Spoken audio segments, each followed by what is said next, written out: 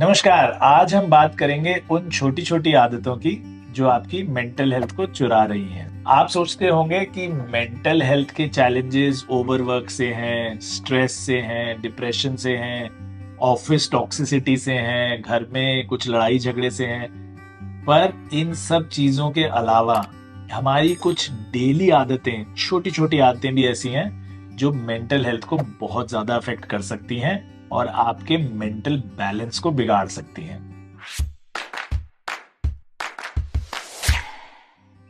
नमस्कार, मैं हूं doctor Suchin Bajaj, founder director Ujala Cygnus group of hospitals, और आज हम बात कर रहे हैं मेंटल हेल्थ चैलेंजेस की।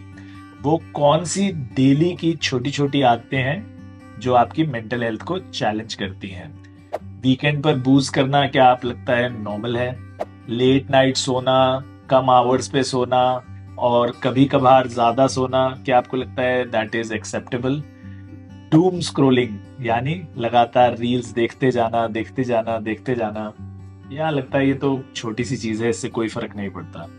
पर ये तीनों चीजें ऐसी हैं जो आपकी मेंटल हेल्थ को बहुत ज्यादा डैमेज करती हैं और लॉन्ग टर्म में आपके ऊपर बहुत सारे बुरे असर दिखा सकती हैं। तो ये सब चीजें 20s 30s में आपको लगता है they are not affecting you, but long term में बहुत ज्यादा अफेक्ट करती है। तो let us start one by one कि इन तीनों आदतों से हमें क्या फर्क पड़ता है। सबसे पहला, इरेगुलर स्लीप। अगर हम टाइम से नहीं सो रहे हैं, लेट सो रहे हैं, पूरा नहीं सो रहे हैं, या जब सोते हैं तो इतना अनकंफर्टेबल रहते हैं कि हमारी नींद टूटती रहती है बार बार, ये सब चीजें बहुत बहुत मेजर इफेक्ट डालती हैं मेंटल हेल्थ पर। तो तीनों तरीके की इश्यूज स्लीप में, यानी क्वांटिटी ऑफ स्लीप, कम सोना कि भाई दिन में तो ऑफिस में रहे पूरा दिन, रात को ऑफिस का काम भी ले आए, फिर दोस्तों से भी मिलना है, फैमिली से भी कैचअप करना है, पार्टी भी करनी है, तो रोज देर से सो रहे हैं 12-1 बजे और सुबह जल्दी उठना है काम के लिए। तो ये क्वांटिटी ऑफ स्लीप अगर कम है तो वो मेंटल हेल्थ को बहुत अफेक्ट करती है। क्वालिटी ऑफ स्लीप, अगर आपकी नींद है लेकिन आपका बेड अनकंफर्टेबल है, या आप किसी ऐसे पार्टनर के साथ सोते हैं जो स्नोर करते हैं, या वो टेम्परेचर बहुत कम रखते हैं, आपको टेम्परेचर ज्यादा चाहिए, या टेम्परेचर ज्यादा है रूम में और आपको टेम्परेचर कम चाहिए, या नॉइजी इन्वायरमेंट्स में आप सो रहे हैं जो प्रॉपर नींद नहीं आ रही है, तो quality of sleep is also very important. और थर्ड मोस्ट इंपॉर्टेंट है रेगुलरिटी ऑफ स्लीप, कि कभी तो आप सोते हैं रात को 2 बजे, कभी शाम को 6 बजे ही नींद आने लगती है।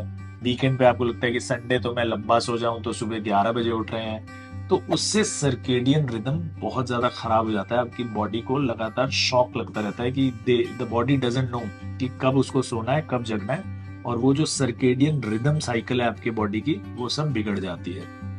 नींद आपके लिए बहुत इंपॉर्टेंट है क्योंकि वो आपके सारे हॉर्मोन्स को स्टेबलाइज करती है। जब आप प्रॉपरली सो रहे होते हैं तो आपके बॉडी के हॉर्मोन्स रेगुलराइज एंड स्टेबलाइज हो जाते हैं, स्पेशली ग्रोथ हार्मोन वगैरह जो है वो बहुत असर देते हैं। उसके अलावा जो हार्मफुल प्रोटीन्स हैं जो ब्रेन में इकट्ठे होते हैं, जैसे बीटा अमाइलॉइड प्रोटीन्स वगैरह, वो भी क्लियर अप होते हैं डीप स्लीप में, रेगुलर स्लीप में। तो ये आपके लिए बहुत जरूरी है कि वक्त पर सोएं, प्रॉपरली कंफर्टेबली सोएं। तो बहुत जरूरी है स्लीप की क्वालिटी, क्वांटिटी और रेगुलरिटी, ये तीनों मेंटेन करना। अगला चलते हैं अल्कोहल पर। अल्कोहल, यंग लोगों को लगता है कि अरे 2-3 ड्रिंक से क्या फर्क पड़ता है, या मैं तो सिर्फ वीकेंड पे ही पीती हूँ, या मैं तो सिर्फ पार्टीज में जाता हूँ तभी पीता हूँ। WHO कहता है कि even a small amount of alcohol, the smallest amount of alcohol is damaging to you. शराब एक जहर की तरह है। अब जहर हम बोलेंगे हम थोड़ा सा जहर पीते हैं या ज्यादा जहर पीते हैं, जहर तो जहर ही है। तो WHO कहता है कि स्मॉलेस्ट अमाउंट ऑफ अल्कोहल भी आपको डैमेज करता है। तो वीकेंड पर लेना या वीकडे पर लेने से फर्क नहीं है, जब भी आप अल्कोहल लेंगे आपके ब्रेन पर डैमेज होगा। शॉर्ट टर्म इसके इफेक्ट्स क्या होते हैं कि अगले दिन हैंगओवर होता है, गिल्ट फीलिंग होती है, फॉरगेटफुलनेस होता है, you are not fresh, you are not alert, काम में मन नहीं लगता है, सर में दर्द रहता है। लॉन्ग टर्म इसके साइड इफेक्ट्स बहुत ही ज्यादा हैं कि आपकी मेमोरी लॉस हो जाता है, टेंशन स्पैन आपका बहुत रिड्यूस हो जाता है, आपका ब्रेन श्रिंक होने लगता है लॉन्ग टर्म अल्कोहल यूज से, आपके लिवर पर डैमेज होता है। तो अल्कोहल के बहुत सारे साइड इफेक्ट्स हैं। तो क्या इसके लिए इजी फिक्स क्या है? इजी फिक्स ये है कि अपनी क्वांटिटी और डेज दोनों लिमिट कर लें। जब भी ड्रिंक्स लें तो हर एक ड्रिंक के बाद पानी ज़रूर पिएं, एक भर के ग्लास ज़रूर पिएं। ड्रिंक्स के साथ हेल्दी स्नैकिंग करें, सैलेड्स, फ्रूट्स ये सब खाएं instead of fried foods etcetera. और ड्रिंक फ्री डेज अपने ज़रूर रखें कि इन दिन में ज़रूर है कि मैं बिल्कुल नहीं पीते हूँ, तो वो एक अपना ज़रूर रखें कि these are the days when I will not drink whatever happens.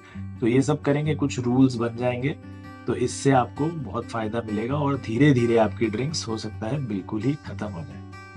Third और मोस्ट कॉमन आजकल जो सबसे ज़्यादा प्रॉब्लम क्रिएट कर रही है वो है हमारी डूम स्क्रोलिंग यानी एंडलेस स्क्रोलिंग। जिस इंसान ने एंडलेस स्क्रोल फीचर बनाया था फोन में, the young generation will not know it, but even जब ये हमारे फोन्स टच स्क्रीन वाले, बड़े स्क्रीन वाले फोन्स आए थे, you could not actually endlessly scroll. ऊपर से नीचे तक कुछ स्क्रीन साइज होता था, जैसे पेज साइज, आप वहां से वहां तक ही स्क्रॉल कर सकते थे, उसके बाद आपको पेज क्लोज करके नया पेज खोलना होता था।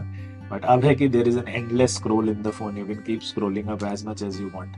तो ये जो एंडलेस स्क्रॉलिंग है ये बहुत ज्यादा इफेक्ट कर रही है। इससे क्या होता है कि हम लोग एक ये डोपामीन इफेक्ट में घुस जाते हैं, एडिक्शन हो जाती है हमें, बिकॉज इसी से हमें डोपामीन मिल रहा है। और जो कंटेंट बना रहे हैं दे नो वेरी वेल कि इससे मिल रहा है और ये एडिक्टिव है, क्योंकि उनका तो KRA है कि वो आपको कंटिन्यूसली स्क्रीन पे रखें और अपने प्लेटफॉर्म को दिखाते रहें ताकि उससे वो पैसा कमा सकें। फिर क्या होता है कि जब आप एंडलेस स्क्रोलिंग करते रहते हैं तो आपकी नींद डिस्टर्ब हो जाती है, तो आपको फिर और गिल्ट होता है कि मैं टाइम से नहीं सो पाया, मैं सारा फोन पे लगा रहा, कुछ प्रोडक्टिव नहीं हो पाया। उससे आपका मेंटल हेल्थ और बढ़ जाए, एंग्शियस हो जाता है। तो ये जो सारी चीज़ें आपस में मिल जाती हैं, तीनों हैबिट्स क्रॉस डिपेंडेंट हो जाती हैं कि आपने एंडलेस स्क्रोलिंग किया, उससे आपकी नींद खराब हुई, तो नींद खराब होने से अगले दिन एंग्जाइटी हुई, डिप्रेशन, स्ट्रेस हुआ, फिर आप उस स्ट्रेस में आपने अल्कोहल ले लिया, उस अल्कोहल से आपका और नींद खराब हो गया, नींद जब नहीं आ रहा है तो फिर आप स्क्रोलिंग पे चले गए, फिर वो स्क्रोलिंग से आपकी और ज़्यादा प्रॉब्लम हुई। तो ये it is a vicious cycle. ये तीनों हैबिट्स एक दूसरे में फीड करती रहती हैं। लगता है ये छोटी छोटी आते हैं, these are not affecting us, but ये हैं बड़ी प्रॉब्लम्स।